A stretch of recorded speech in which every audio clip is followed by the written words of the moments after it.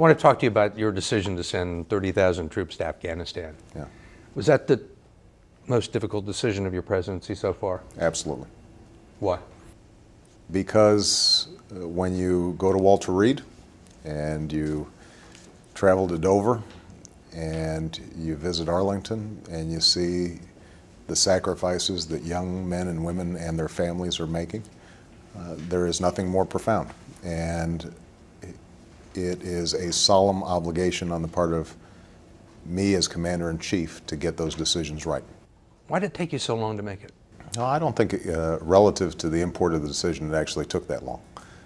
Keep in mind that there was no delay in terms of any troops that could have been deployed by us undertaking this review.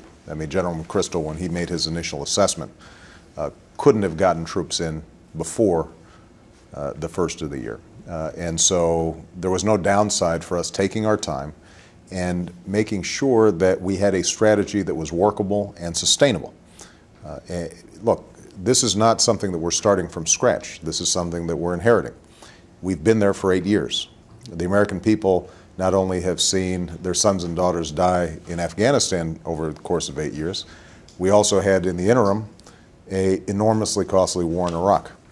So not only have the costs been upwards of $1 trillion over the course of the last 8 years, we've lost thousands of lives over the last 8 years, and what was happening in Afghanistan was drift. We had enough troop presence there to prevent, in the short term at least, the overthrow of the Kabul government. But the Taliban had gained momentum. The situation on the ground was worse than we had anticipated when we came in. And what I wanted to make sure of was that there was an alignment between civilian and military strategies that would ensure stabilization of Afghanistan, would narrow the focus of our mission to going after al-Qaeda and those who can project violence against the U.S. homeland or our allies, and make sure that the plan that we came up with was sustainable over the long term and was not open-ended in a way that could not be supported by the American people. In your West Point speech, you seemed very analytical, detached, not emotional. The tone seemed to be, I've studied the situation very hard, it's a real mess, the options aren't very good, but we need to go ahead and do this. Mm-hmm.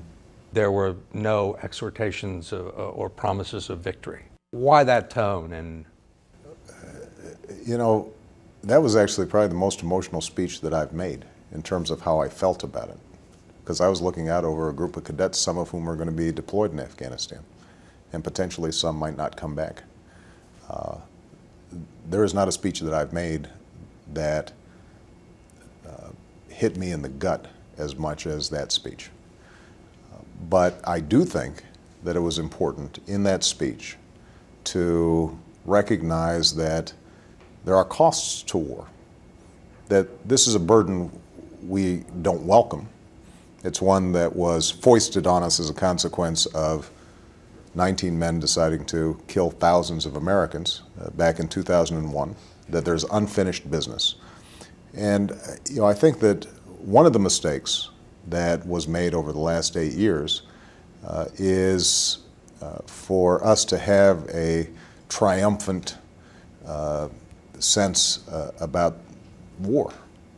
This is a tough business, and there are tough costs to it. And I think because it was detached from our day-to-day lives in so many ways, unless you were a military family, unless you were one of those who were being deployed, there was a tendency to say, we can go in, we can kick some tail, this is some glorious exercise, when in fact, this is a tough business. And I think a sense of sobriety and clarity about what we're getting into, that we don't have great options, but what we do have as a consequence of the extraordinary courage and commitment of our military, as well as the civilians who are deployed, is the possibility of making a more stable situation in Afghanistan, defeating al-Qaeda, and making the homeland safe, that if we stay focused on those missions, then we can be successful. Most Americans right now don't believe this war is worth fighting. And most of the people in your party don't believe this is a war worth fighting. Right. Why did you go ahead? Because I think it's the right thing to do, and that's my job. I made a pledge to myself and to the country when I was sworn in that I would make these decisions based on what I thought was best for America, not based on what polled well. If I was worrying about what polled well, there are a whole bunch of things we wouldn't have done this year.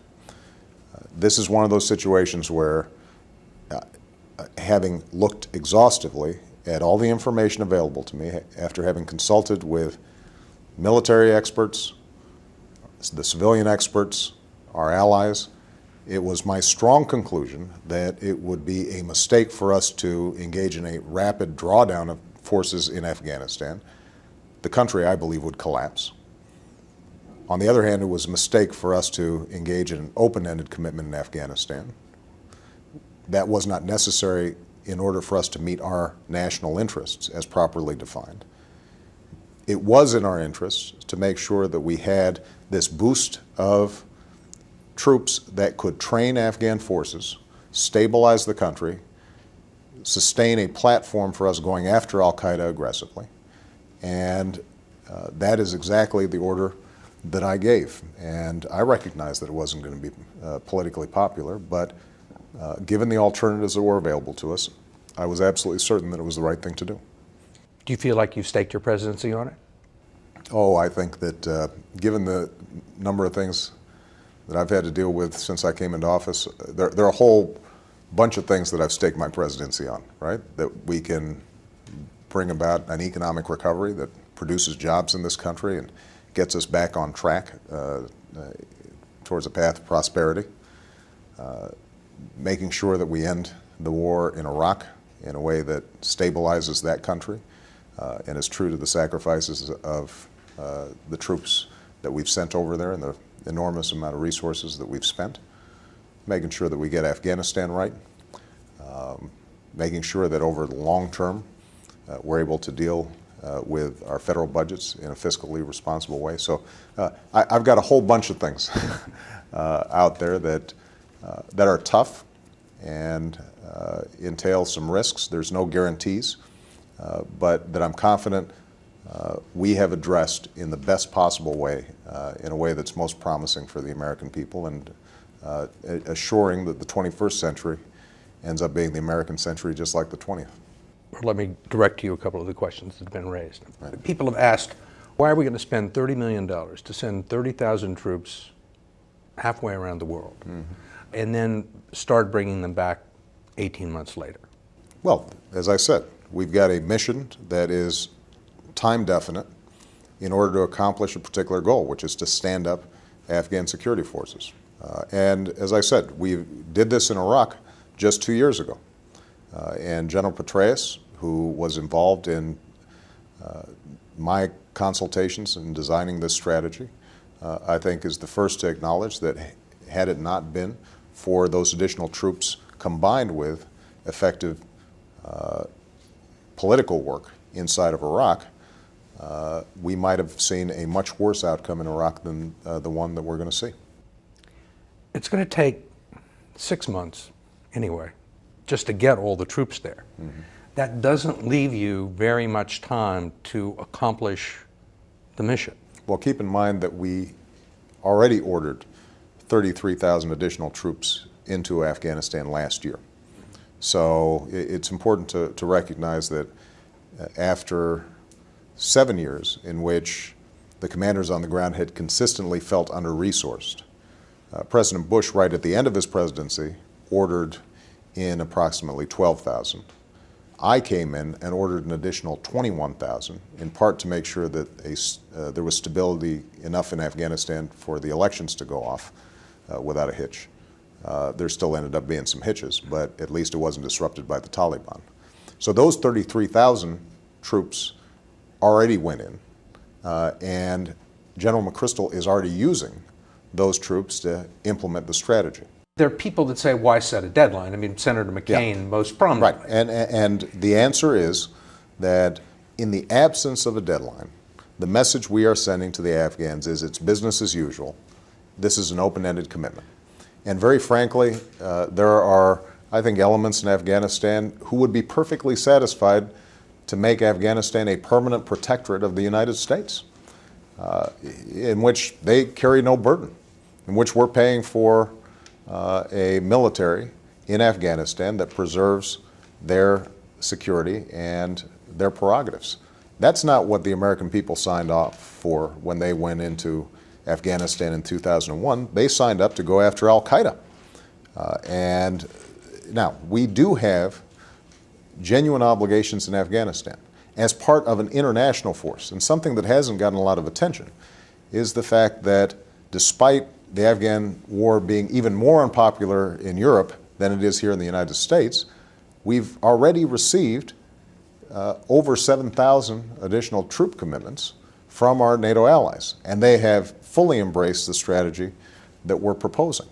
But it is important for not only the United States, but all the international allies, 43 troop contributing countries, to send a message to the Afghans that ultimately our interest is not occupying the country, and our interest certainly is not to carry a burden that the Afghans themselves can carry. People in Afghanistan, and people in Pakistan especially, have always been a little skeptical of the United States' resolve as far as their part of the world is concerned, particularly the people in Pakistan, which is one of the reasons they maintained a close relationship with the Taliban. Isn't the fact that we're saying we're going to pull out of here in a year, or we're going to start pulling out of here in a year, just add more doubts about our commitment? Keep in mind, Steve, what I'm saying here. We are going to be drawing down combat forces after 2011. That doesn't lessen our commitment to a strong security partnership with Afghanistan. It doesn't mean that we won't be providing logistical support, that we won't be providing training support, that we won't be providing financial support to help sustain a growing and more effective Afghan force. It doesn't mean that we may not have, for some period of time, the kinds of assist and oversight forces that we'll probably have in Iraq, even after all our combat troops are gone next year.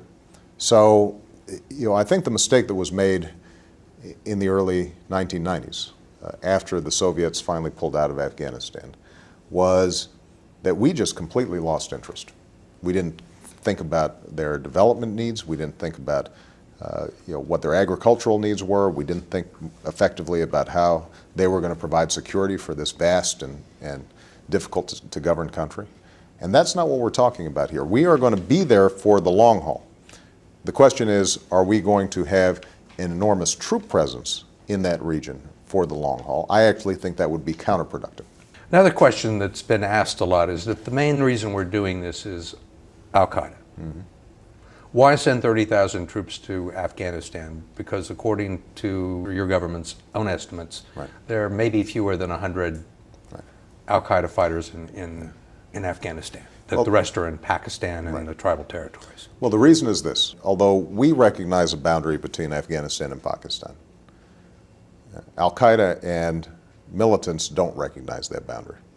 And so what you have here between the borders of Afghanistan and Pakistan is the epicenter of violent extremism directed against the West and directed against the United States. This is the heart of it.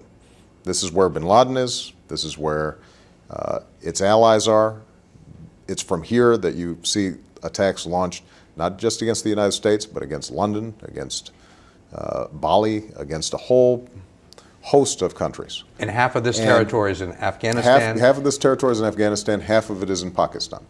Now, part of the reason that we've been able to put pressure on Al-Qaeda, and we have, one of the unwritten stories of this year is the degree to which we have been able to effectively put pressure and take out key Al-Qaeda leadership in this region, but also in places like Somalia and places like Indonesia, working with our allies. Part of the reason we're able to do that is because you don't just have a free-for-all in this space. Our presence there has been helpful in penning them in and restricting their movement and restricting their communications ability and restricting their ability to engineer high-profile attacks against the West. Ultimately, in order for us to eradicate the problem, to really go after al-Qaeda in an effective way, we are going to need more cooperation from Pakistan. There is no doubt about that.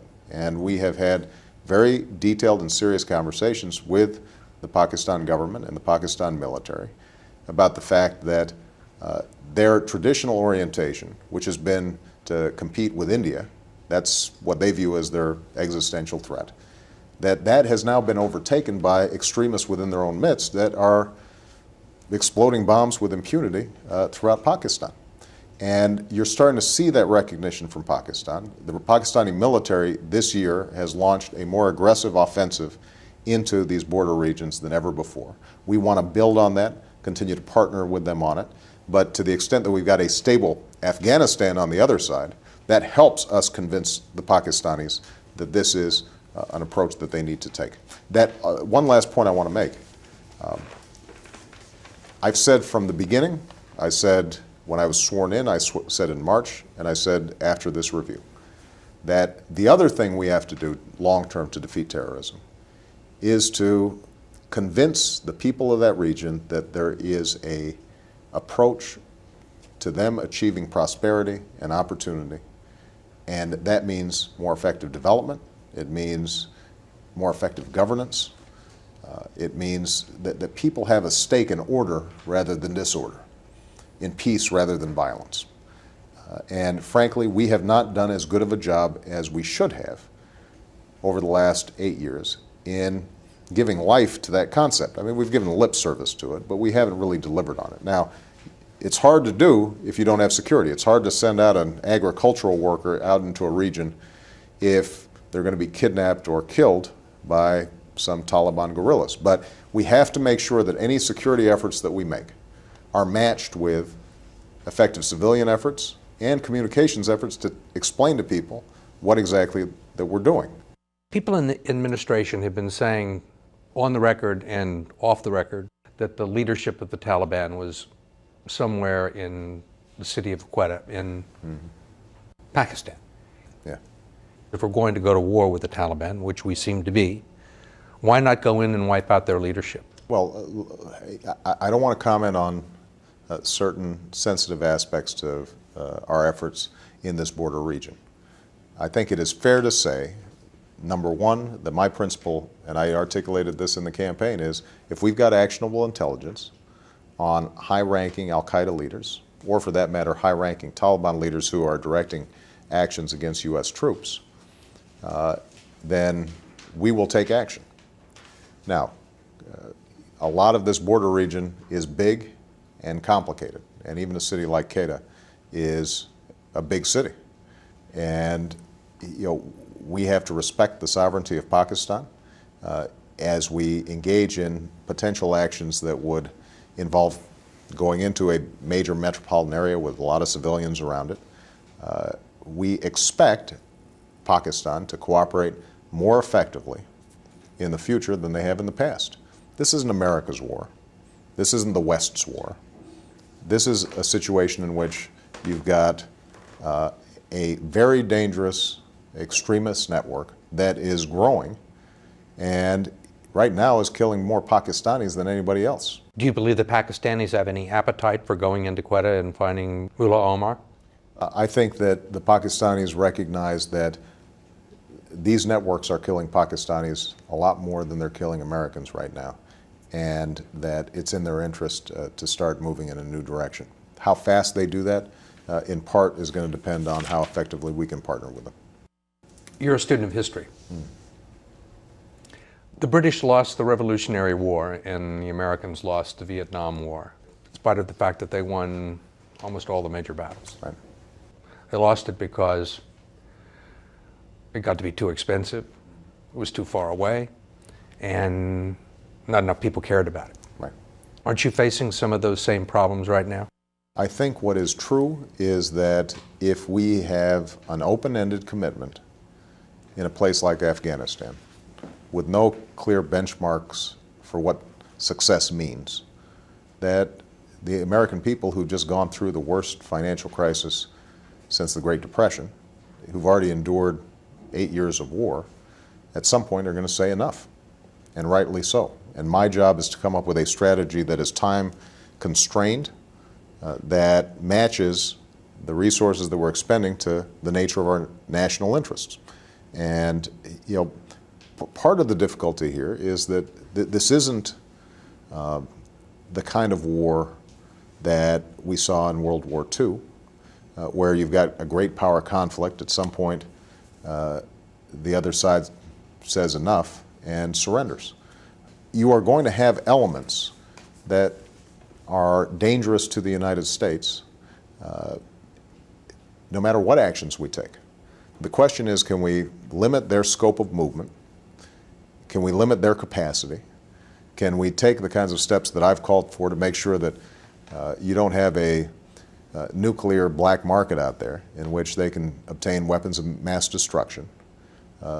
Do we have enough allies who are effective partners with us, giving us effective intelligence, cutting off their financial networks? Can we shrink more and more their scope of operations to the point where they don't threaten us in a significant way? Which isn't to say that you couldn't have a lone wolf who straps on a bomb and tries to kill some people. I think that is an achievable goal. It's going to take some time. Not all of it is in Afghanistan and Pakistan, but I think how we deal with Afghanistan and Pakistan over the next couple of years will help determine our ability to scale this down to a point where it is manageable and we are protecting American lives, and that is my foremost concern. That is my ultimate job.